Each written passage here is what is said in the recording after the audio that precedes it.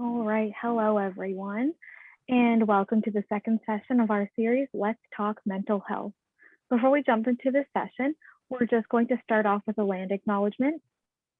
So Uplift Black acknowledges that we are situated on the traditional land of the Anishinaabe people. The Anishinaabe include the Ojibwe, Ottawa, and Potawatomi nations, collectively known as the Three Fires Confederacy. We are dedicated to honoring Indigenous history and culture and committed to moving forward in the spirit of reconciliation and respect with all First Nation, Métis, and Inuit people. So now we would also like to thank JD Engineering for sponsoring this series. And just like last time, we are so lucky to have Debbie Opoku hosting tonight's session. She is a mother of four and a registered psychotherapist who works to erase the stigma associated with mental health and to give people the tools they need to share their story. Debbie has extensive experience in mental health advocacy as a workshop facilitator, clinical consultant, and television host. Her work takes an anti-oppressive approach, is focused on healing, and is informed by a trauma and anti-Black racism lens. This week, we are also joined by Gillian Scobie, who is also known as Rawberri speaking. She is the program director of Uplift Black, and she has recently been working with various different community members to develop business mentorship programs and a career-focused student service. She is also dedicated to increasing the opportunities for and the visibility of Black artists in the area. Tonight, Debbie and Gillian will be speaking about the impact of racial trauma on mental health. If you have any questions during the session, just like last time, please feel free to put them into the Facebook chat, and that way we can get to them. And now I'm going to hand it over to Debbie. Thanks so much, Rachel. Thank you. I am beyond excited to speak with you, Gillian. And I have to say that I have been following you for a while. I follow you on Facebook, so I look at everything that you post and all the things that you stand for, and I am blown away every time that you speak. I really am. I was particularly blown away when I was watching the Canada International Black Women event sometime last year, and I saw that you were honored as one of the 100 Black women to watch in Canada for 2020. Amazing. Amazing. You so much. I just wanted to acknowledge that, because that's a huge accomplishment. Thank you. One out of 100 Black women to watch. So this is why I'm excited to have this conversation with you. Racial trauma. And I always say we are in two pandemics right now. We got this global pandemic with COVID-19, and we have this racial pandemic. That's what's going on. It's coming to light. People are recognizing that it's happening. Gillian, I want to know, why do you do this work? Why do you particularly do this work? I didn't want to be one of those people that was constantly complaining and not doing anything. And so when the pandemic hit, when everybody didn't know what to do with their time or their thoughts, I thought, this is a good time to put my energy towards making those changes. And just through advocacy work and posting and reading, things around the community, I found this community through meeting Shelley Skinner, who then started Uplift Black. And it's been an amazing experience, where a bunch of us have just now found each other and decided, let's do the work. During the pandemic, we are proud that our kids get to see us out there doing the work, because at some point people are going to look back and say, what were you doing? And at least I can say I was trying to make the changes. I was trying to get the messages out there. I was trying to have the conversations. So I do it because it's needed. And I guess I just try to be that person that I needed, in the sense of stepping out and saying, that's not acceptable. That's not okay. We got to make this right. Okay. Yeah. So then let's talk about what you're seeing, what you have seen, what's happening now. That, there's a lot happening now, but particularly, what are you seeing? So I think what has been a lot to take in, as of some of the events that we all saw going on last year, a lot of truth started coming out. And it was more or less because the world kind of stopped. People didn't have the choice to turn away from it. And so a lot of realities were being, the light was on them and there was no way to avoid them. And though some people tried, I think a lot of people right now are realizing how bad it's been. Yeah. However, in that, the question becomes, well, what are we going to do now? Right. You know, we see the school board, you know, taking accountability for some of the education, not some of the education, you know, the lack of education when it comes to Black and Indigenous, Right. a lot of other areas as well. And so it becomes the question of, okay, so you've now accepted this and you've admitted this, but what are we going to see done differently? You know, I will say right now, there's a post that was put up on the Simcoe County School Board saying to the kids, keep calm and hug a police officer. That's a triggering place for a lot of kids of color. And so a suggestion like that is supposed to, I see what it's supposed to mean, but it means something different to, I know our community, the Black community, I know the Indigenous community. And so we've now accepted that we've done these things. So you've got to do the right thing. You've got to take the time to look over the post, to look over the curriculum and make sure that things are going forward the way they need to. Yes, we need the staff. We need you to diversify things. However, you still have a curriculum that you need to start changing like yesterday. Right. Or the day before.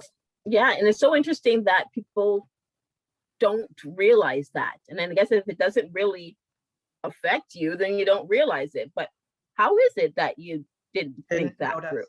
Right? How did you not notice? And that's, I think, the most frustrating thing for me, because, you know, living in a small town like Barrie, I've often had to get some of my items and necessities in Toronto. There's some places in Barrie, they may have what I need, they may not. And so often I would make that trip to Toronto where I would grab everything that I need. Right. Not always want, sometimes need. Yes. And so when the pandemic hit, it was made even more obvious that I am not catered to here, because do I now go into the metropolitan area where I know the numbers are higher for these needs, and you know, and so it became frustrating, because while this has always been my life, I've always just had to just find it, do the extra steps to get it. I then hear communities that are suddenly in the same position. And it's like, no, we want things back to the way they were immediately. You know, put the people out there that need to work so we can have what we need immediately. Right. And do those people want to be out there? Like, it's the same system that keeps trying, you know, and it's, so we have to be a little bit more empathetic. We have to be a little bit more considerate, that we have to start thinking outside of our own box. Yep. You have to think outside of your own box. What is the reaction like when you say that, when that is presented? It depends. It depends. Among friends, it's been great conversations. I've actually had some white males come to me and say, you know what, let's have a conversation, because I feel like I can't say anything right now. And they wanted to speak to me and talk about, like, how do we get to a better place? And I thought it was great, because if I can have a conversation respectfully with somebody who is basically on the opposite side of where I am, then we set the example. And I think they were great conversations, but some people don't take it well, because there's that privilege, right?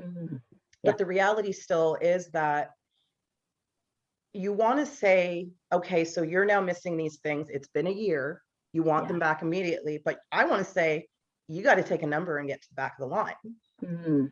But that's not the entitlement. And you see it happening, because we still have Indigenous that don't have water, while some of us are getting money that apparently wasn't there to give them water. And so you see that it just, it's yeah. And then the kids are seeing this, like, this is the world that we live in. There's no hiding it. Right.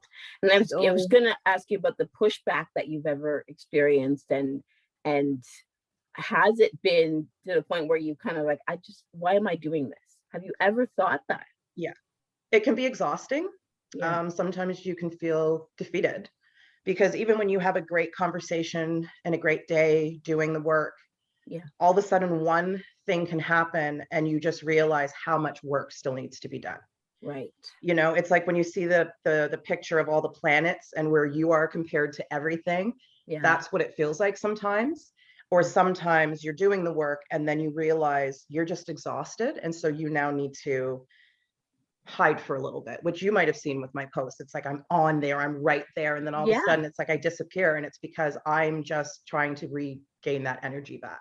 Yeah. So it can be defeating. I've had some very negative reactions where people feel that if I speak against these things, I am selfish or I'm making it about myself. And there's just some people that don't want to hear it. And unfortunately, how do we make them hear it? Like, how do we, like, because it can't keep going on like this. Like, it can't. Right. And at this point, I'm not going to let it. And so where do we go? So if they don't want to hear it, does that mean that we are going to be stalled in being able to change what's happening and make a difference? Hopefully not. Like, I think when I look at like my son's generation, my son's going to be 18 in September. So when I think of his generation, you can already see so much positive in that generation, you know? And I used to hear comments like snowflake and strange things. And I keep thinking, we're such a nasty generation where we just took slapstick, where we just say the rudest things and we think that's acceptable. And I've already seen my son and his peers, and they're beautiful. They're beautiful people. And so I think that they get it. I think that we had a lot longer of a way to go. Like, look we've still come a long way. Yeah. So we may not see it in our time, like what I'm working to do. I may not see the effects in my time, but what little effects I see, it's worth it. Yep. Yep. Absolutely. Absolutely. You know, when the event happened last May with George Floyd, are you surprised by the response of it? Because this is stuff that we have always experienced. That racial trauma was always there. Yeah.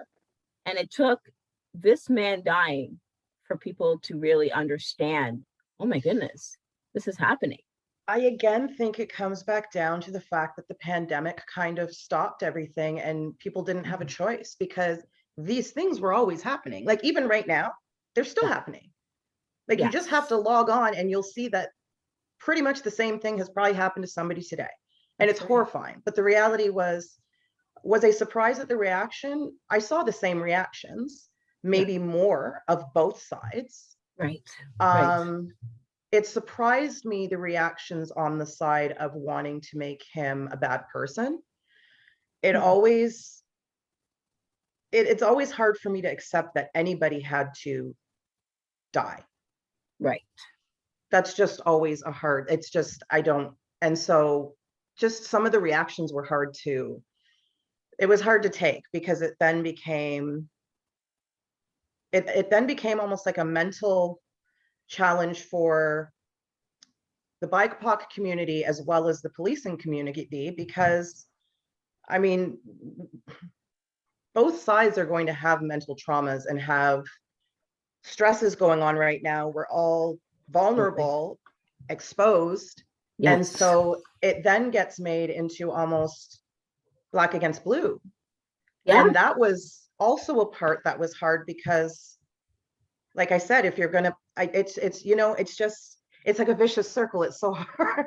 It's so hard to really well, it's people would say blue lives matter, right? And that was triggering for Black people, as in, what do you mean?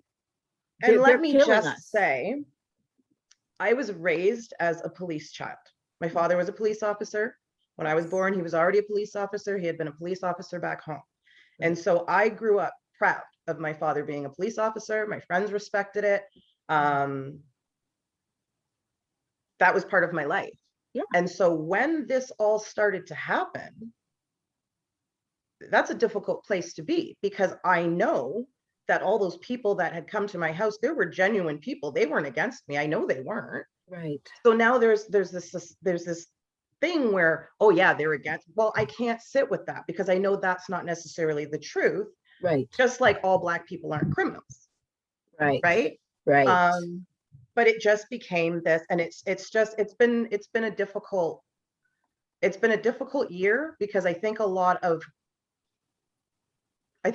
negative things are still unfortunately going to happen before some of the changes need to be made with, unfortunately, policing.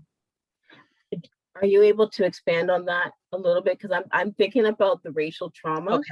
and I'm thinking about what is still to come and what we're going to have to deal with.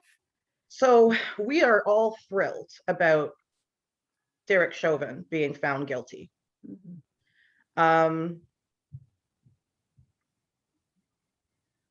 It was hard for me to see that it took this long for us to trust that was what was going to happen. Right. But it's also hard for me to see the fact that what was obviously wrong being done in front of people and other police officers, it was hard for me to now accept that those police weren't policing that situation, and it allowed this to happen. And there haven't been the changes that need to be made, because we keep hearing the same department even Right. making the same mistakes. That means that things need to change. Like, it's been a year and we're still hearing that we didn't know it was a gun or a taser, or how are we still here? How are we still killing these people? How are we? It was a counterfeit bill. Yeah. First of all, do you call the cops on a counterfeit bill? You know, it just, and so there has to be change. When we have people that are in the park saying, I'm going to call the police and tell them that you're threatening me, when are they going to start laying assault charges on those people? Like, until they start making it known that this is wrong, then what do you think the message is? Right. So again, we're saying, yeah, we're wrong. We can't do this. We have to fix this. Okay, you're saying that, but what are you actually? There's things that can easily be fixed right now, and you're not fixing those. So right. Yep, absolutely. And who is part of these decisions? Do we have the right people involved? Do we have the right people with lived experience to be in these rooms making these decisions? Because I sometimes feel like racism gets minimized. It gets minimized, you know, like if a racial situation happens with, let's say, a child in school. Okay, so whatever happens, now we send that child back into that school, into that classroom. Yeah. You know, how was it dealt with? You know, that's a very good question. You're sending a victimized, like, you're sending this child back in, and it's mind-boggling the amount of trauma that these kids go through, and they don't even think about it. That's just life to them. Right. And there's do they equate it with, okay, bullying, right? Like if you know, somebody, of course, right, like that's supposed to be the same, on the same level as bullying. Yes, we dealt with it, we talked with them, you know, they wrote a letter saying they're sorry, and that was that. This is bigger than that. Yeah, it's absolutely bigger than that, and that's where that trauma comes from. Yeah, something that they live with. You know, I've often heard people say, you know, after George Floyd's death and what had happened, people would say, but he wasn't a really good guy, though. It's not like he was a good guy. So he deserved to die? Because he had a counterfeit $5 bill. Right. What does it matter? Like, how do you say that? Yeah. It's just the strangest thing. And it's the immediate go to the other side of, like, why? Right. I just don't understand how your mind even, it's the immediate response. How? Right. That's a human being. It shouldn't even be that it was a Black man. Like, you see a human being treated like that in the streets. Yeah. Everyone should be outraged. Everyone. Right. But now we have people saying, how? Right. Yeah. If you put yourself in that position to be one of those people who can make these decisions and make change, do you feel like you've accomplished that for yourself, or is there more work for you to do? Definitely more work.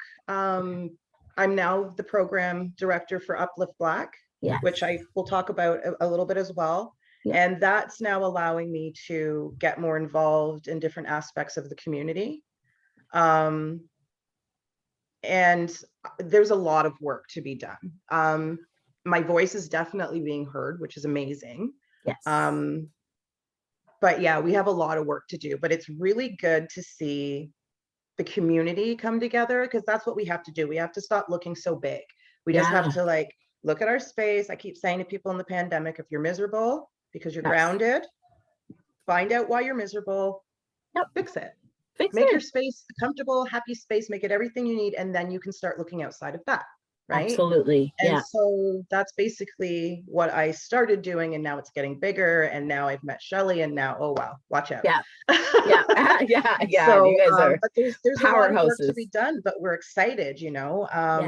It's exciting when you have others with you, because then you don't feel like you're this little voice getting lost in the crowd, right? That's right. That's right. When you talk about community coming together, I'm wondering if you could talk about something that recently happened in Barrie, where with the skate park, and the community coming together. That was amazing. Right? It was amazing. Well, what happened wasn't amazing. Unfortunately, at a skate park in Barrie, there was some graffiti that was racist towards Blacks as well as Jewish community. And then there was just a inappropriate picture of a body part. But what had happened is a community member had reached out to the city about having it removed, and was told, okay, well, you know, it'll wait until Monday. And so, of course, you're thinking of the children that are now going to the park, which it ended up being a rainy day, maybe for a reason.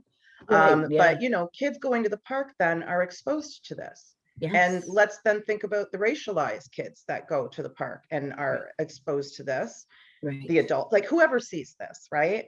And so just the fact that it was a brush off, wait till Monday, it didn't feel very good.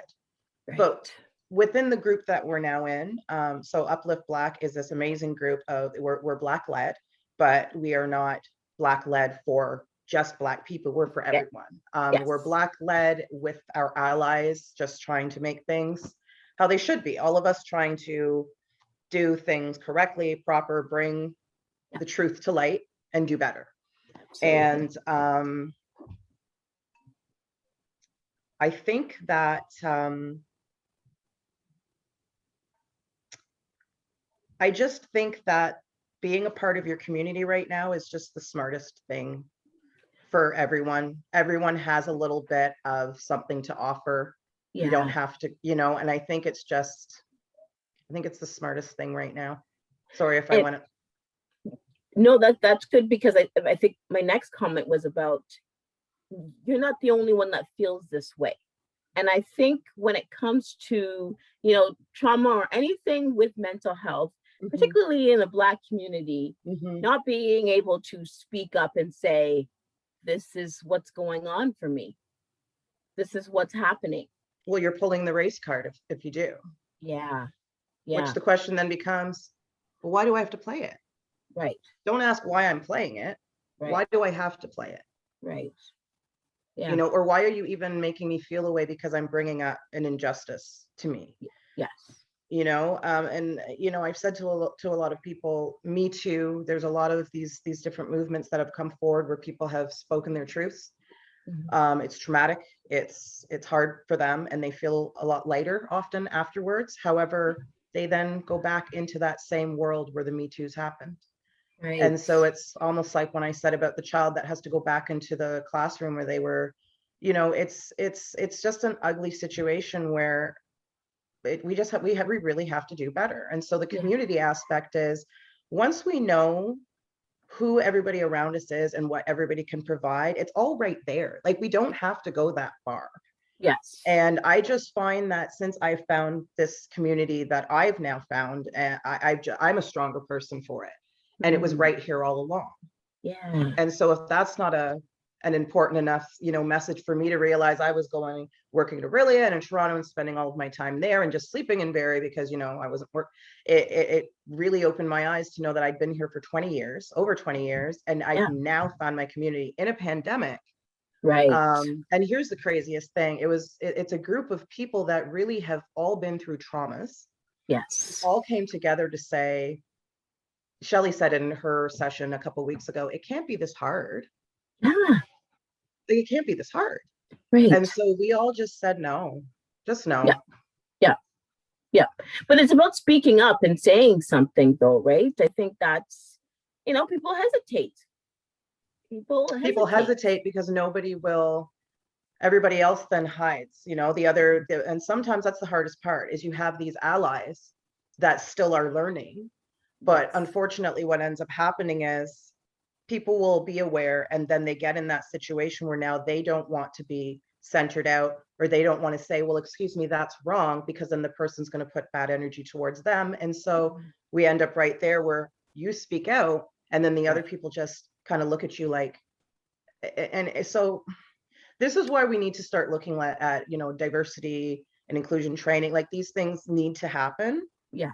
Because they got away with it for this long, and now this far into some of our lives, there's changes, and they need to happen, because again, these kids have already figured it out, and it's not our world anymore.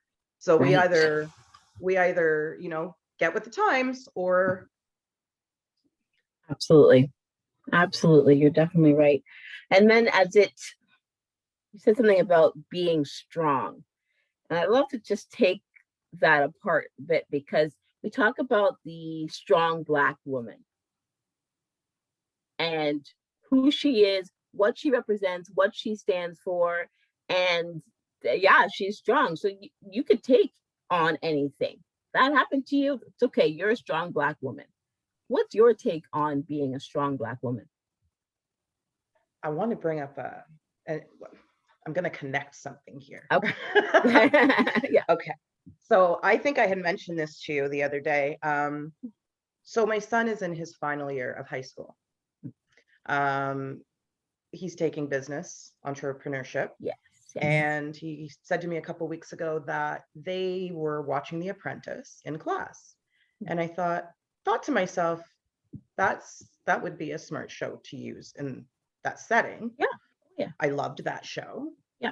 But then something was still nagging at me about it. Something just didn't feel right. I don't know what and so I sat with it for a bit. And then, I had a discussion with him a couple days later, and I just sat him down and I said, okay, so, how has the show been introduced to the class? What have you discussed? And, how is it being used? And he said, basically, they were watching it. They would then discuss the people that were being voted off, some of their strengths, some of their weaknesses, who stayed on the show. And I said, okay. And I then explained to him that I was having a difficult time, because I realized that I didn't really think that I appreciated Donald Trump teaching business at this time. He's a triggering person to a lot of people. Yes. And I just think in all of the years that business has been taught, there's Shark Tank, there's Dragon's Den, there's all kinds of brilliant shows. Yeah. I just had a bad feeling about that particular show being used for the fact it was Donald Trump. Right. Even furthermore, my son had mentioned Omarosa. Yes. And this is where the strong Black woman part comes in, because I remember being younger, watching this with my mom. And I remember at first thinking, oh, this woman, right? And then as the show went on, I thought, okay, you know what? I get what's going on. Like, she knows what she's talking about. Right. And I loved her by the end of the show. And I watched the way that they allowed her to be shown as this irritating, demanding, loud, all the stereotypes of the angry Black woman. Yes. And again, this is Donald Trump's show, so he's allowing her to be shown this way.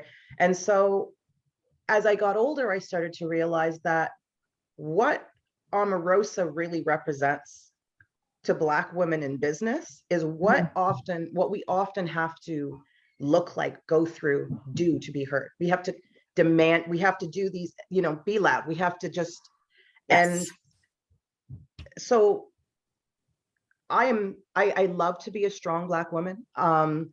a lot of weakness came from, I can't feel like this. And so I gotta pep up. And so getting through things, taking time to sit down and appreciate the fact that I've gotten through things, that I survived things, that I am here.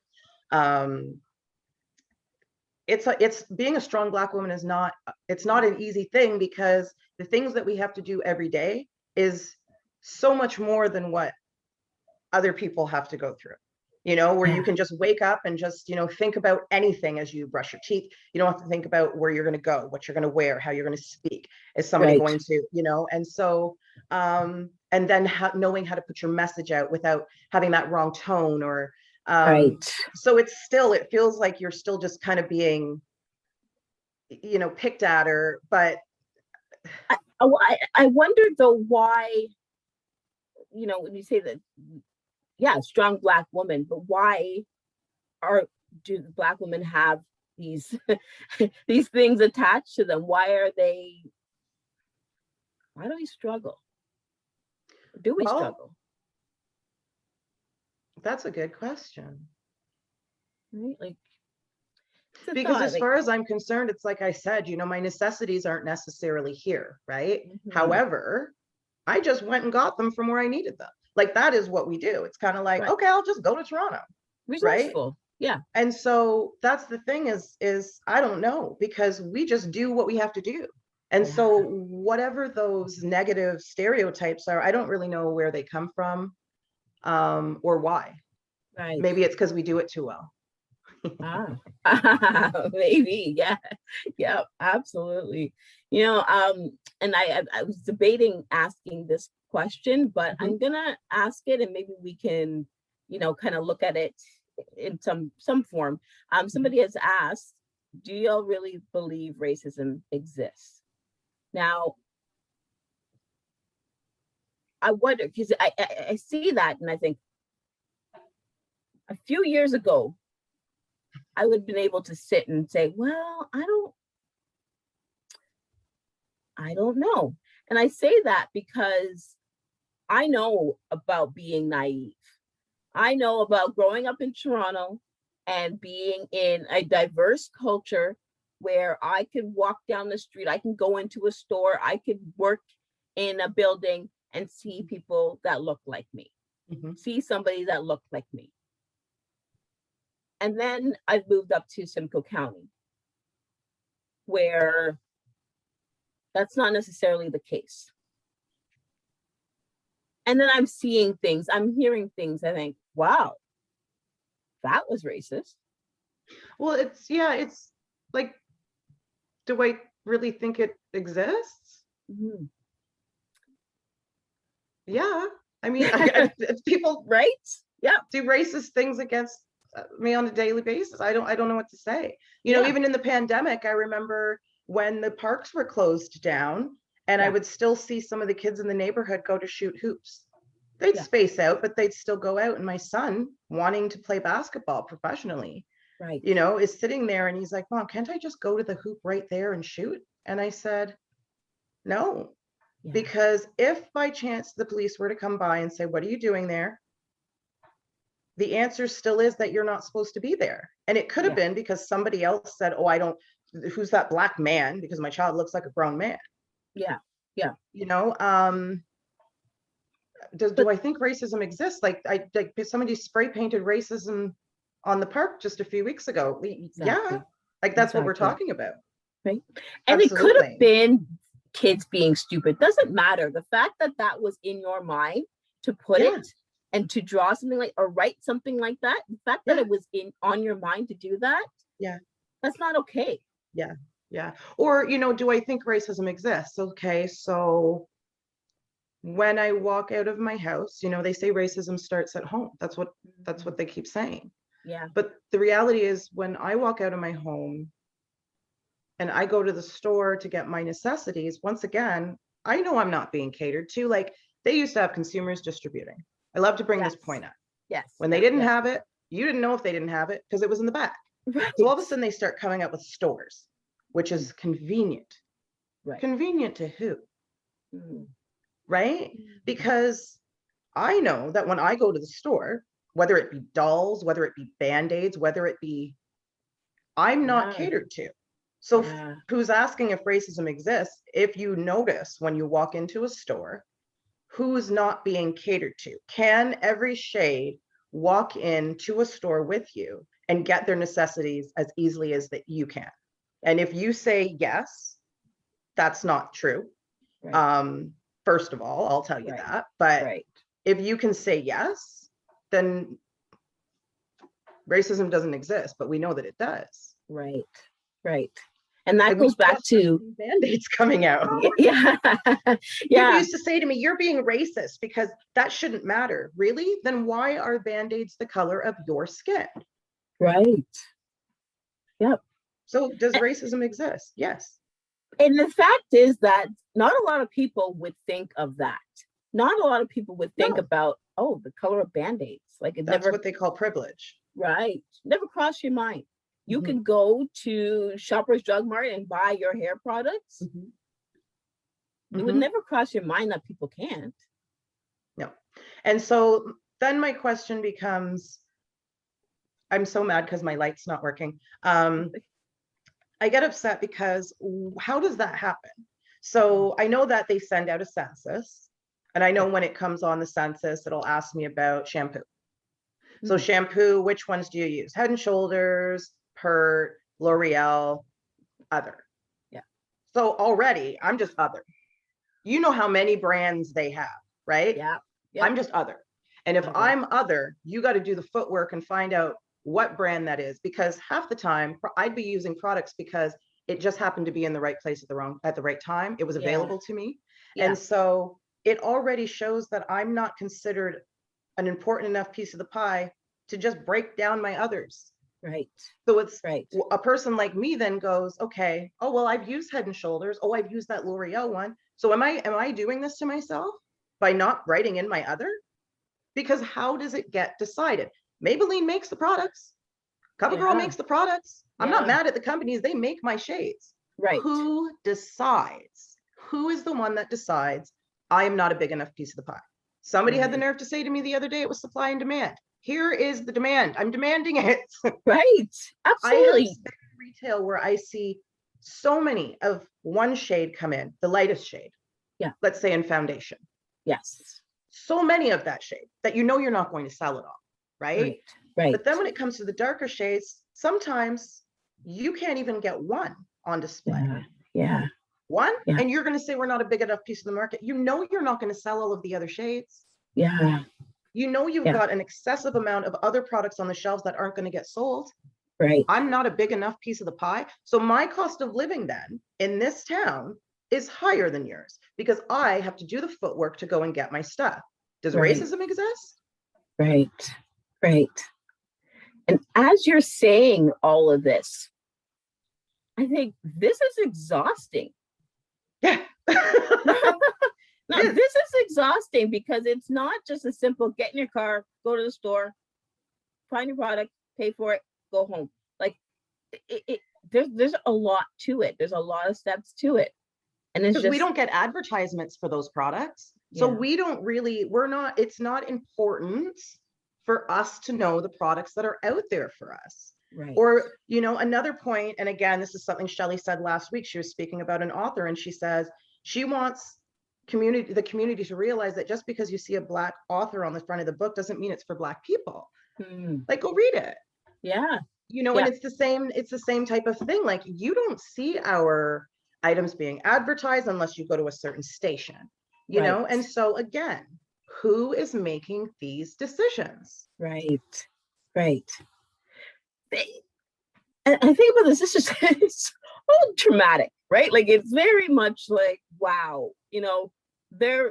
we are the other, or, we have to do the legwork in getting what we need. Like it's a very, like I said, exhausting and that can be traumatic. And so it's no wonder that there are these mental health issues. We are in this kind of a pandemic when it comes to racism. Yeah. Yeah. Like it's a lot. Yeah. A lot. Yeah. So, okay. We've talked a lot about what is happening and what you're seeing. Mm-hmm. And I think we've touched a bit on what needs to change. Yeah. What do we need to do? I'm wondering about just expanding on that a little bit, because we're living in this trauma right now. Like, whether or not people see it, it's happening. Yeah. Well, I think a big part of why this has happened is we were never us too, we were never taught our proper history. Yeah. We were never taught to, like, we found out little bits and pieces, maybe through our families, maybe through, what they give us at Black History Month, but most of it we had to find out on our own. Right. And so I just feel like it really comes down to, they've got to fix the curriculum. The curriculum has to be fixed, because there is so much that we know about Black culture that people really love. Yeah. And so if our history was taught properly, actually properly, again, not starting at slavery, like starting at our history. Right. Yes. And people could actually appreciate each other for what. My thing is, if I meet somebody from another area, my instant thought is food. Yeah. What do you bring on Saturday? I will bring this. You know what I mean? Yeah. Learn from each other. There's so many interesting things to learn about it. And that's why I kind of keep going back to the community thing, because it's all right there. And so if you just tap into your community, it comes down to the different jobs people have. You all end up being able to help each other. You end up spending less money. Right. Because you start trading. And so it really comes down to the education system. Yes. It comes down to communities realizing that we gotta use what we have. But there is a big part of our generation that I honestly don't know. I don't know if the minds can be changed. And so that's hard to hear. It's hard to live. Yeah. It's hard to live because, like I said, you have the conversations and they go so well until you finally get to that point where that one person comes at you and says all the things that make you realize that when you're preaching to the choir or people that are at least willing to be part of the congregation, that's one thing. Right. But how do you get through to people that don't want to hear it? And so I keep having the conversations because maybe I'll have that one conversation that makes somebody go, Right. Yeah. But to make them wonder, and not necessarily to criticize you for continuously talking about this issue. Which is why people really need to look at what's going on right now and understand that. And I'm talking to the more privileged group. And I'm not saying that I am absolutely not privileged. Like, I have my own privileges. But the more privileged, I think, really need to sit down and recognize how uncomfortable things are right now, not having access to the things that you want, need, or maybe, are used to having. Right. What it really feels like, understand how it truly feels. And I would hope that that's enough to make people open their eyes and say, okay, we can't, it's not right to feel this way. And therefore we need to do right by these communities. Right. But I can't, that's where we really need the allies to come in, because sometimes people will listen to, like, for example, when we go back to the skate park, so what ended up happening, sorry if I went off on that one. So what ended up happening with that was, by the time the city had said, it would wait until Monday, what I then saw was the group of Uplift Black within our chat. You just saw ally after ally after ally just going, okay, this is the letter, okay, this is the post, this one. And it was like, holy smokes. Holy smokes. I don't have to now put my boots on and go out there exhausted and keep fighting. And we're not talking about Black people, right? We're talking about, a diverse group of people that have just decided that we need to help the Black community, because we also have accepted and acknowledged the wrongdoing, and we're not going to continue allowing things to be that way. And so another thing when I keep talking about communities is that within your communities, there's groups like this. Yeah. And so it's good to, especially right now with mental health being such a rocky thing, it's just a really good idea to find your people. Yes. Whether it be, a hobby that you like, or, cooking classes that you like, because within that community, each person still is part of another community. Right. And so again, it really just comes down to finding, instead of us constantly sitting here and waiting for the government, it's at the time where we really need to recognize, if we want to see change, we're better doing what we need to get done, and at least knowing that we tried. Because at this point, to just sit back and keep demanding, we got to be willing to do the work as well. We can't just sit here acting entitled, like it's not working. It didn't work. Look at look at everything that's coming out in the pandemic. Yes. And so we all got to kind of wake up. Right. And you're right. It's not just sitting back and saying this is happening, talking about this is happening. What are you going to do? What are your actions to do that? Or, use this time, whether it be to read, whether it be, this is a whole lot of time that instead of complaining, just better yourself, talk. Again, find your people. Like, I had this whole community here that have been here for me, and they were right here all along, Right. But I think conversation is a really important thing. I think there's been a lot of biting tongues, not allowed to discuss things. And I think that having the conversations, and maybe sometimes like the rough conversations, they need to happen. And I think people will shy away from that, right? Because, talking about race, people really, I don't know what to say. I don't know what the right thing to say is. And, can I say Black people? And they want to be able to talk about it, but they shy away from it. Would you encourage people, anybody, to just sit and have a conversation? If you say the wrong thing, that's okay. Absolutely. You're learning. Absolutely. Right? And I'll be honest with you, when that when that Black Pearls Gala happened, at that point, most of what I had been doing was just having the conversations, saying to people, I would rather you sit down with me, who have just said, you know what, I always wanted to ask. I would rather you take the time and ask than take this naive stereotype or whatever it is and, not properly learn. You want to know about me? Let's talk. It again just comes back down to the compassion and the empathy, being outside of our own shoes. Like, we don't choose. Right. We show up here in our vessels and get to live however long we get to live.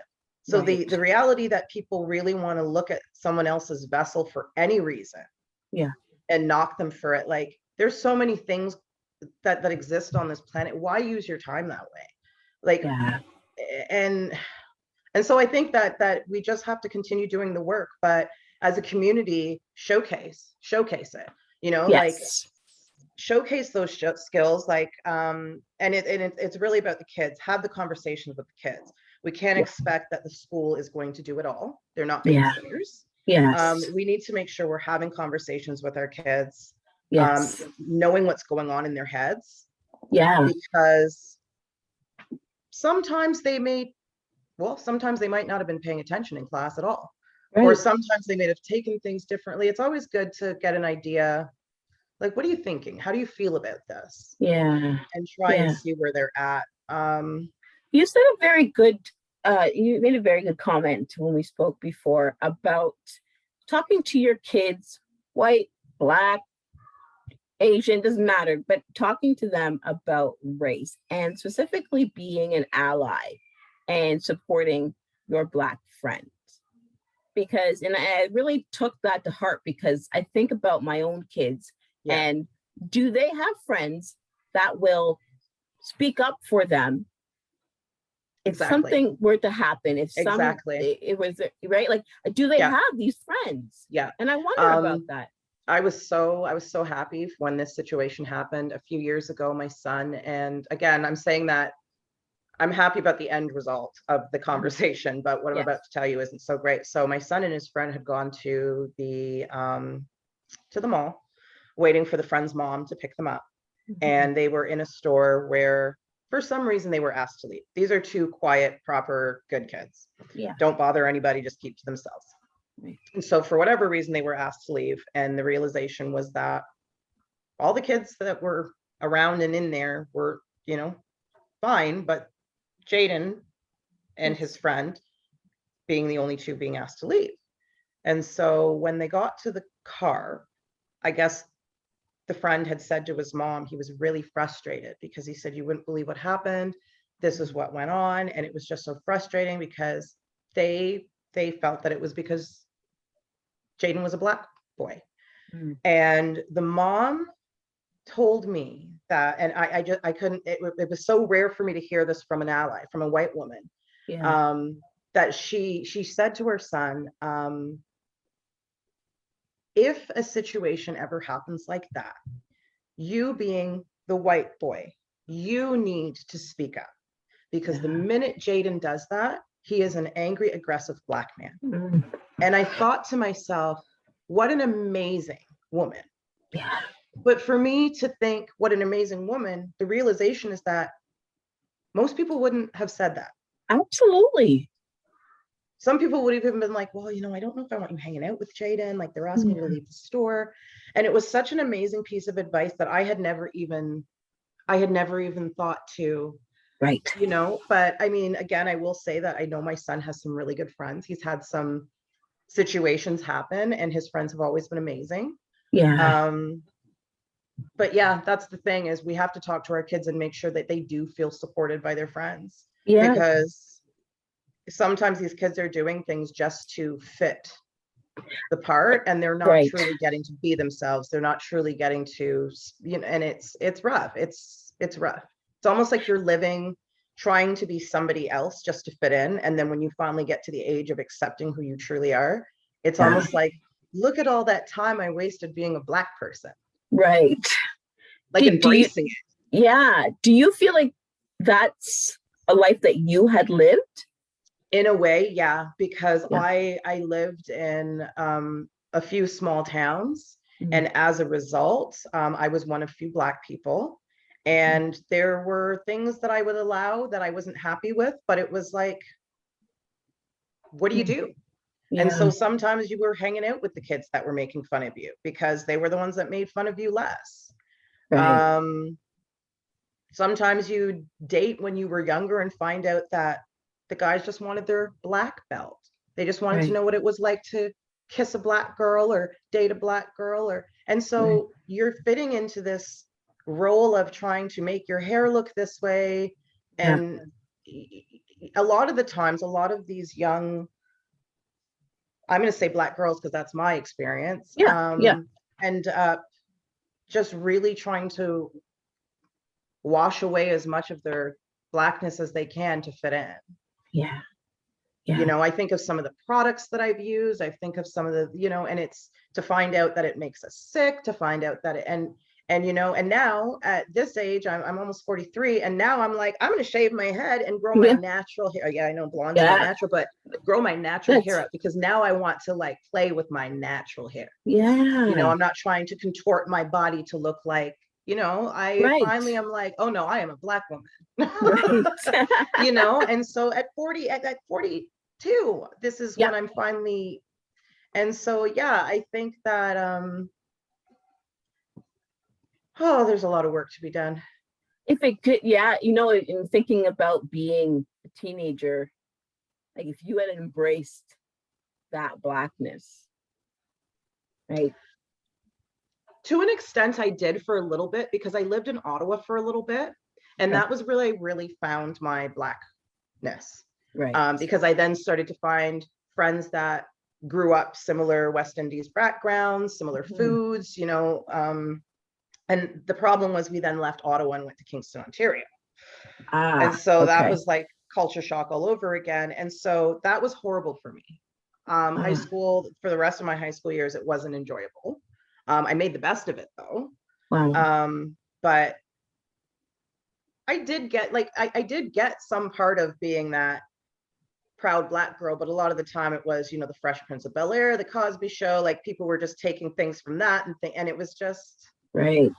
yeah, it was just all this kind of armor you put on. Exactly. And I think about, you know, if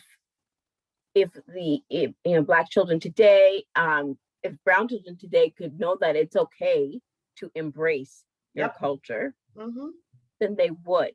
Yeah. But I don't think that they think it's okay. And this is why I am excited to be working with Uplift Black. Yes. Because one of the things, so Shelly and I, you know, we were interviewing a student looking for volunteer hours, and he said he didn't have a resume. And so I thought, perfect. So you know what we're going to do?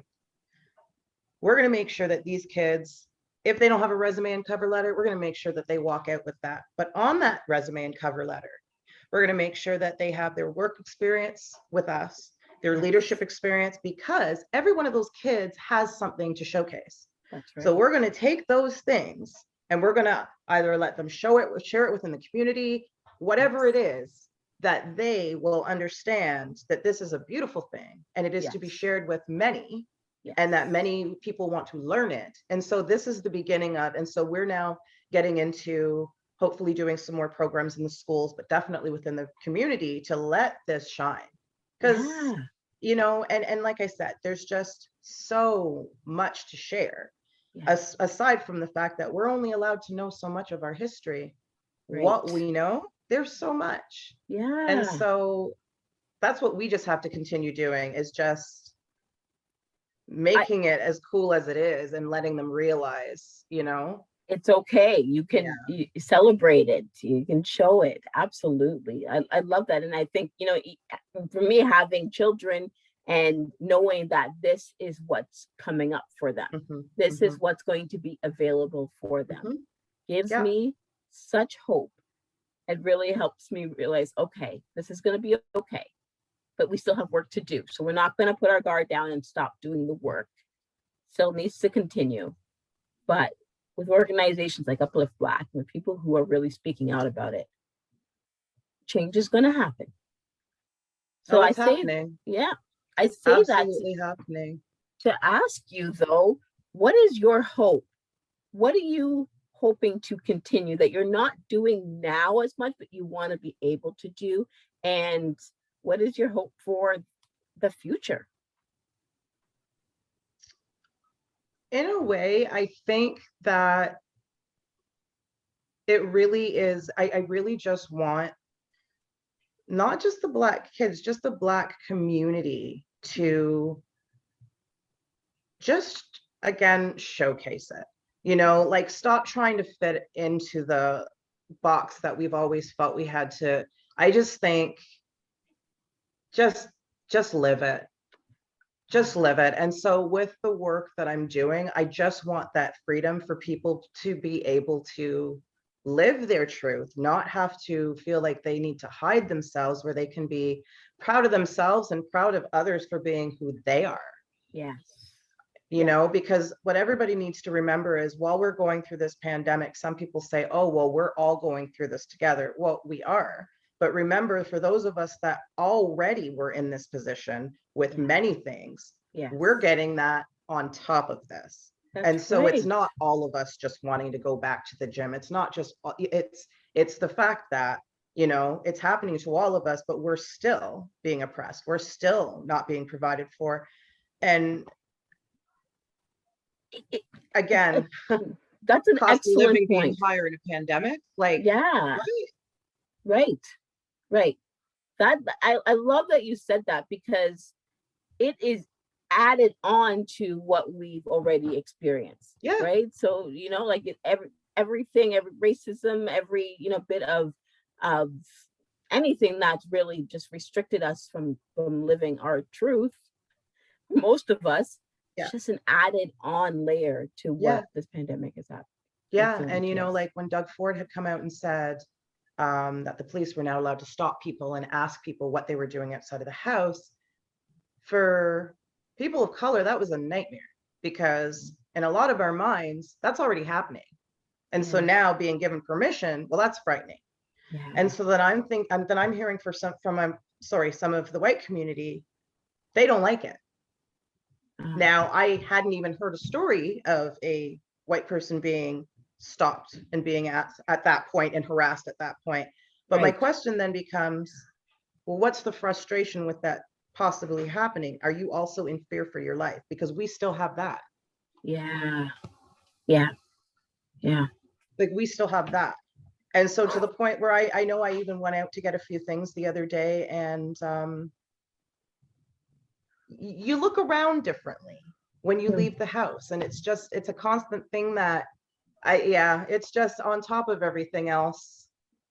It's amazing because, you know, and we talk about it, and every time I say it out loud, you know, just knowing that I will probably be followed in the grocery store, or somebody's looking at me. If me and you know, a white woman walk into the store, they're not looking at the white woman, they're looking at me and my purse, and you know, how much I'm going to be able to put in there. You know, there's these things that you just don't, other people don't have to think about. I shop in a way where I leave my house with as little as possible for anybody to have any ideas that I could possibly attempt anything. I remember I went with a girlfriend, and she had 2 children, and they're in the stroller, and it's one of those big you know, big strollers, and there's the undercarriage. And she thought it was funny because I actually was like trying to fix our jackets and stuff in a way where it could sit on top, but not in a way that it blocked the bottom, because I wanted them to know that this Black woman pushing this car didn't have anything underneath. That's how we think. Is that every step, it's like, I just got to show that my hands are out of my pockets, and that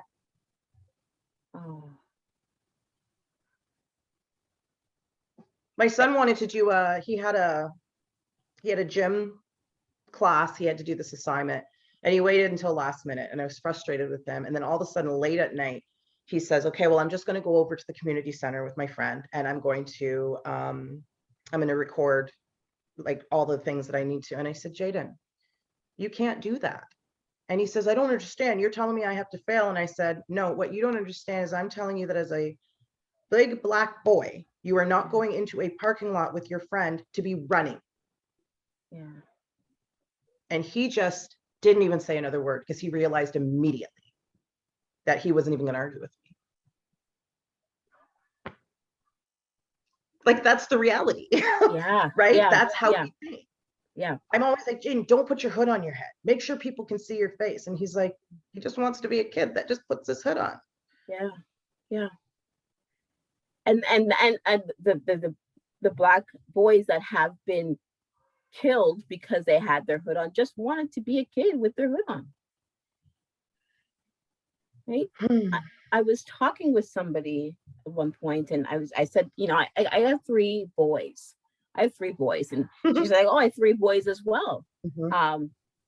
And so we got into the conversation about race and the things that I'm going to have to, and that I have been speaking to my boys about in terms of what they can and what they probably should not do, in terms of like when they drive and what might happen to them. And she said to me, my God, I have 3 boys, and I have never had to have that conversation with them. I will never have to have that conversation with them. And I said, well, isn't that your privilege that you don't have to have that conversation? Do you remember that Army, that the officer in Windsor? Imagine he didn't pull up to a well-lit gas station. I know. And that's advice that they used to give women at night to do. So that's just to speak to, this is a grown Black man. And he knew, let me get to a well-lit area. And that's still what happened. So we have to have those conversations, because that's why. Exactly.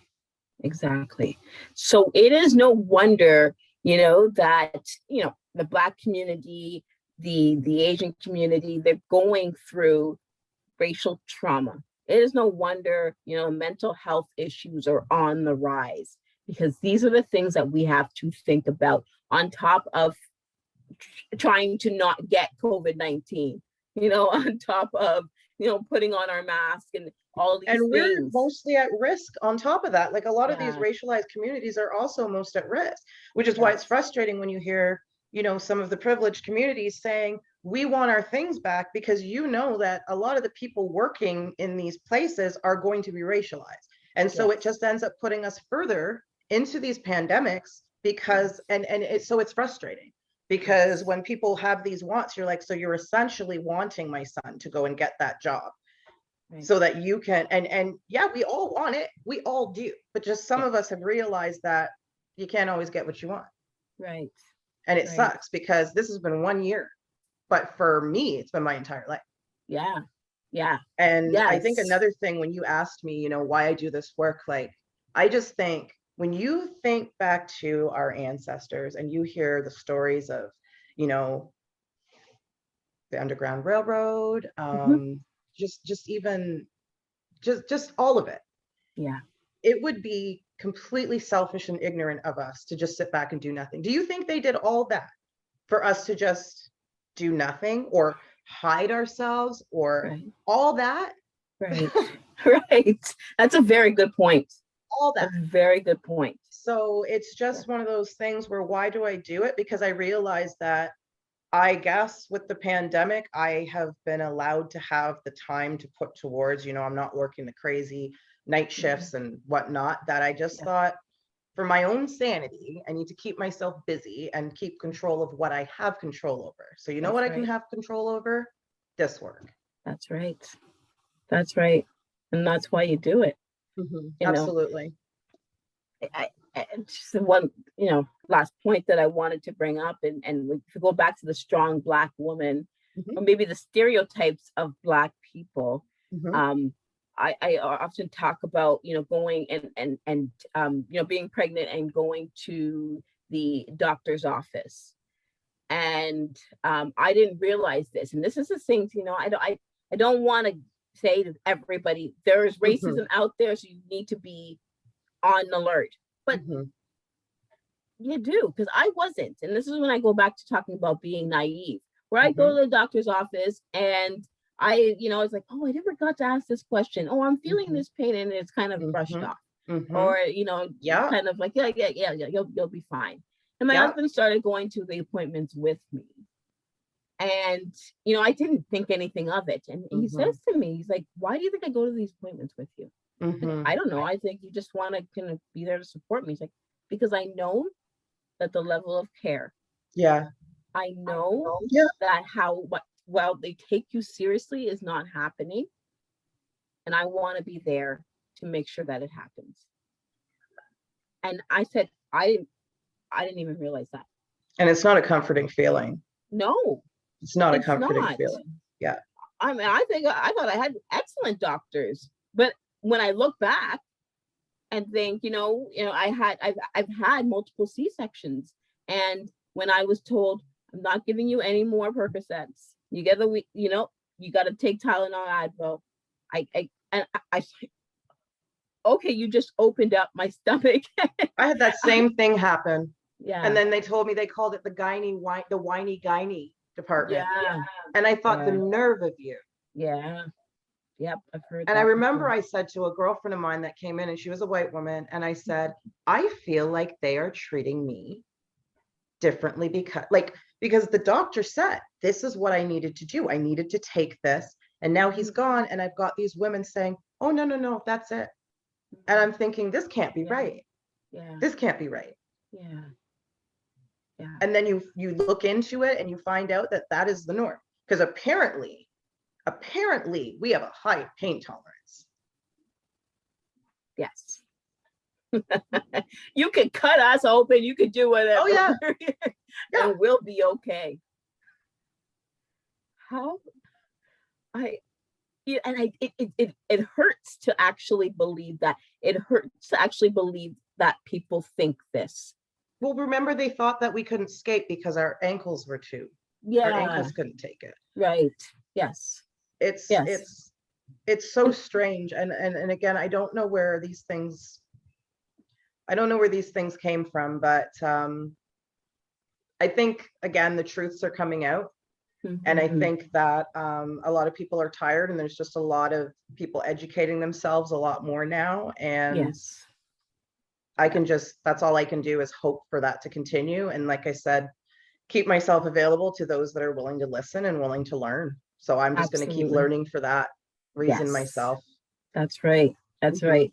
So becoming an ally to really keep on speaking, and I'm talking to Black people, Asian, brown, whatever it is, to speak up, to continue to talk about this, continue to have these conversations, to realize that you're not the only one. Mhm. Now and that's where it comes with the mental health, right? Because we Yeah. want to acknowledge that this is real, Yeah. this is happening, we know Yeah. it, and there's support out there for you. And I do think that it's fair to say that we all have been in a situation where we were treated like we didn't know something because we are. So for women, Mhm. being treated as equals to men. I often say I hold white women at a higher level of expectation than a white male, because Explain as a that. white female, you know what it's like to be given less money, talked down to, treated like you don't know any better. You couldn't right. possibly know any better, only to finally be in the position to be like, told you. Right. Okay. So the reality is, when we look at all of this, how then can you turn around and see another woman Mhm. just because she's another race being under that same attack and then decide you're going to sit back and either join in or say nothing? You know what that Right. felt like. Yeah. Yeah. And so that is why, for anyone to be an ally, we all are allies of each other if we just use our common sense and realize it doesn't feel good to do this. It That's doesn't right. feel good when so and so did that. Right. Right. Or We're all if somebody's capable. being attacked verbally, change the subject, something. A few Yes. weeks ago, I had somebody say to me, I just saw your reaction when somebody said colored people. Why do you get so mad? Why do you get so mad? Why are you asking me that? Like, when somebody says something offensive, you don't know how it's going to affect them, when it's going to affect them, how it's going to, you don't know that. And so for Yeah. you to actually have the audacity to watch me and say, why should it matter? Right. Right. So you've basically gone immediately to the defense of the person that really should have just been told that's not correct. That's not correct. And the strange thing about it is there were two white males in the conversation that stepped up and were like, wait a minute. But the question was then directed at me. And so when I said, well, why don't you ask one of the white gentlemen that spoke up? No, I Very want to know true. from you. And the funny thing is, I made a face, but I didn't even call it out. But because I made that face, I needed to be centered out and asked why. And I think the part that hurt the most that day is there were a few Black gentlemen and not one of them said a word. Why? I mean, maybe So that can go into we another have to discussion. speak up. Yeah. Yeah. Because I wonder then, for those Black men, why didn't they speak up? Why did they decide that was not, a time for them to say anything? So we have to do what's not just the allies, we got to do better as well. We got to do better as well for each other. Absolutely. I don't want to hear about the Black community not being able to come together. We got to do better. Yeah. Exactly. We all have to do better. Right. Stop trying to step on each other. And that's why the token was always a bad idea. One of any addition to that just does not. You may be offended to something as a Black person that I may not, and vice versa. So you being the token, does that really, it doesn't work that way. That's and right, so yeah. These mentalities have to change, where it has to change. That's not what the world looks like. I know that might be what this town looks like, but we have to realize at some point it clearly can't keep working. It just can't. That's right. Right. There was a point when everybody was talking about women that had to wear face coverings. Well, now we all have to wear face coverings. So what were you afraid of? Because now are you afraid of everybody? Right. Right. So the truth has come out. Yeah. So I love that, right? It's not just the, allies and people becoming allies, but it's Black people, white people, everybody needs to speak up and say something. We got to speak up and do better. Absolutely. Everyone. That's right. Absolutely. Everyone. And we have to speak up for ourselves. That's what I also mean by doing better. Yeah. The times that we bite our tongues, it sucks. Like I had to say in a couple positions in work, and this has been a key thing I've said in a few jobs, is I realize that by me speaking up, it's easier for you to get rid of me than the people that are making the problems for me. Right. Right. And then That's again, powerful. we go back to the same conversation. How do you walk back into that space? Yes. Even if they say, let's make this right, you know, even if they give the seminars or whatever, you know, and I could tell you many different situations of how they tried to rectify things, right? Right. Yeah. But how do you it feels like you just can't. You can't walk back into that space. It feels that way. people need to be properly held accountable as well. Yeah. Don't just say that you're against, just, you know, whether it be the school board, whether it be the government, don't say that it's not acceptable and then let it be acceptable. Right. Right. And then especially treat racialized people differently, because then again, you're just making it more obvious. That's saying right. It's not actions, not words. Yeah. Yeah, absolutely. Oh, Gillian. Okay. You thought we couldn't keep going for an hour. No. You said, are we gonna have enough to talk about? I was like, well, you know, I could keep talking. So I know. I love it. I love it. I want people to know where they can find you and to hear more of this, to be involved. Where can they find you?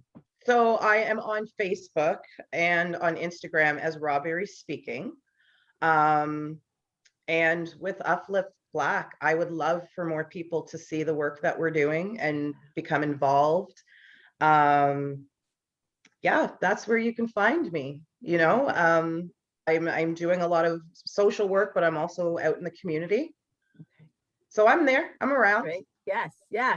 Lots of ways to get involved, right? And so absolutely. Like you've mentioned quite a few things. Is there anything else that you want to add to the conversation? Because, you know, I'm gonna say this, like, just this conversation that we've had, I understand, and I understood before, but I understand now why you are one of the 100 Black women in Canada to watch. I really do, right? Because of the passion, because of the change that you're trying to make, and just what you're doing. Thank you. I get it. Thank you so much.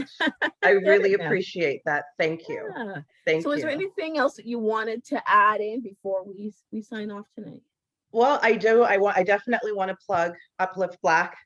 You know, we are doing a lot of really good work right now. We are starting an Accelerate Your Black Business program. So we'll be launching that sometime May, June.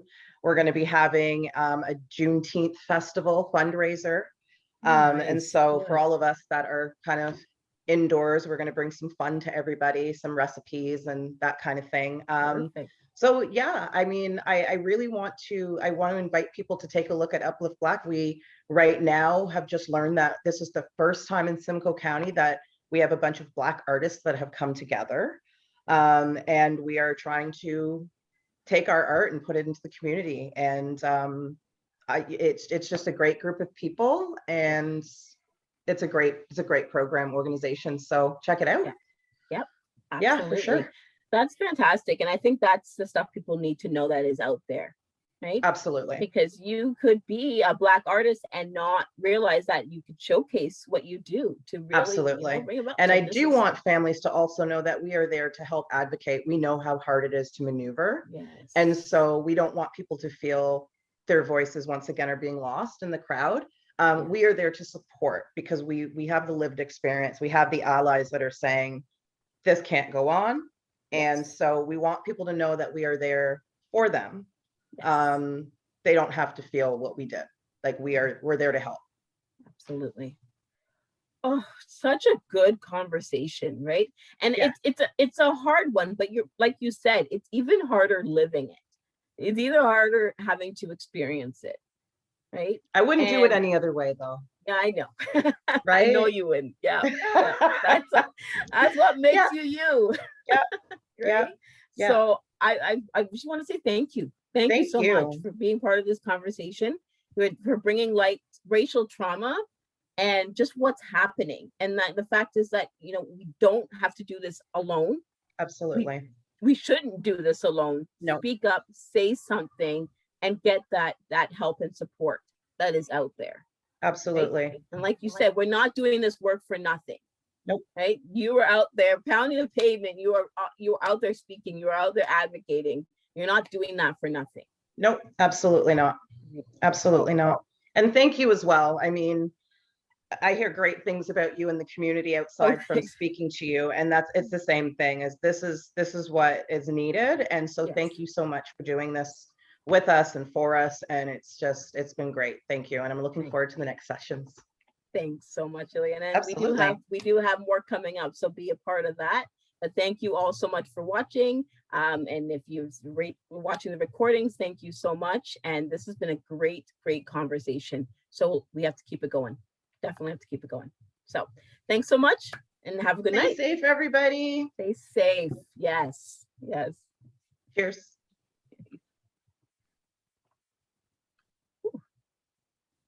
Are we